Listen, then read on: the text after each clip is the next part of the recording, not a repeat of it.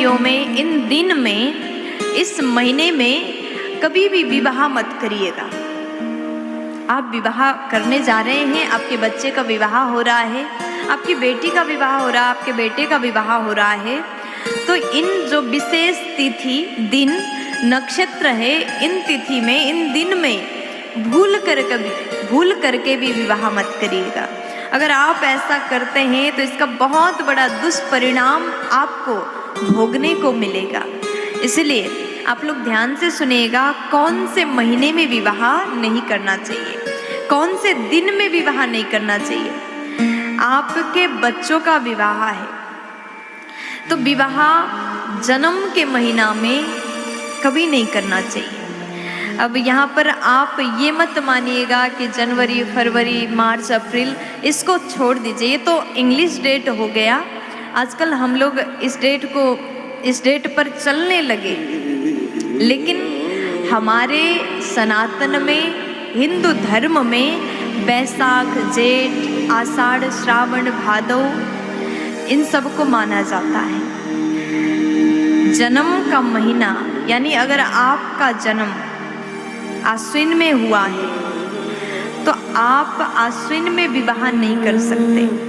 अगर आपका जो जन्म है बैसाख में हुआ है तो बैसाख में विवाह ना करें। जन्म के दिन में विवाह नहीं करना चाहिए। रविवार, सोमवार, मंगलवार, कोई भी दिन में आपका जन्म हुआ हो, जन्म के दिन में भी विवाह नहीं करना चाहिए। फिर उसके बाद में कहा जन्म के नक्षत्र में भी विवाह नहीं करना चाहिए।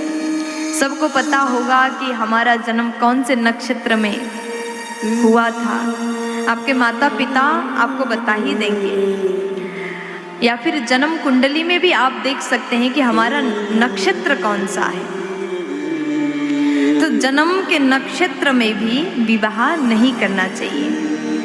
और फिर कहा गया कि जेठ के महीने में विवाह नहीं करना चाहिए। अब यहाँ पर जरा ध्यान से सुनिएगा, जेठ के महीने में किन का विवाह नहीं होता है।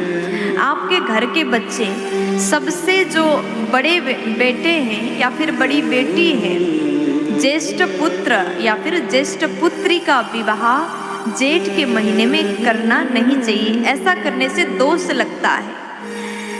अगर आपके बच्चों का विवाह बहुत सालों से टल रहा है, कैसे करके विवाह का योग बना, और सबसे बड़े हैं, ज्येष्ठ बच्चे हैं और जेठ में ही विवाह निकल रहा है, तो ऐसे परिस्थिति में क्या करना चाहिए। कई लोगों के मन में संदेह होगा, ऐसा परिस्थिति भी आपके सामने आया होगा, तो ऐसे अवस्था में हमको क्या करना चाहिए। चलिए इसका भी समाधान हम आपको बताएंगे।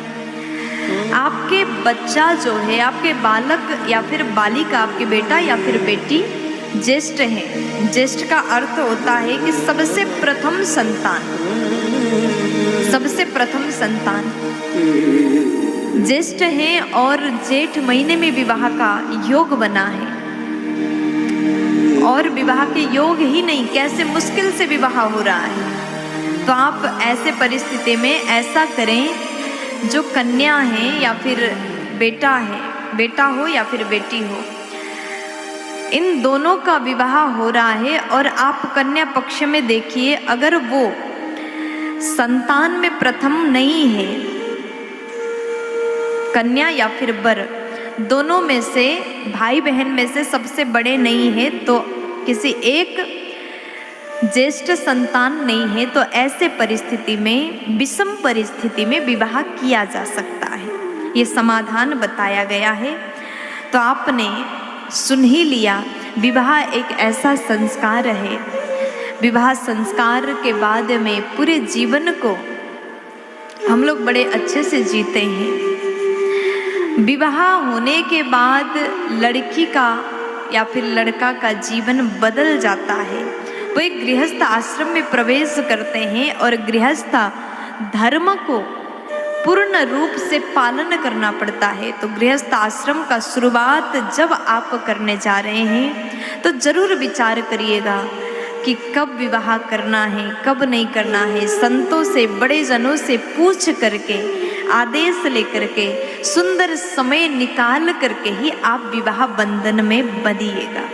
अगर आप गृहस्थ का शुरुआत बड़े अच्छे से देख करके नियम के साथ में करते हैं तो आपका गृहस्थ जीवन बड़ा ही सुंदर होगा, खुशहाल होगा, आनंदमय होगा और ऐसे गृहस्थी भगवान को भी प्राप्त कर सकते हैं।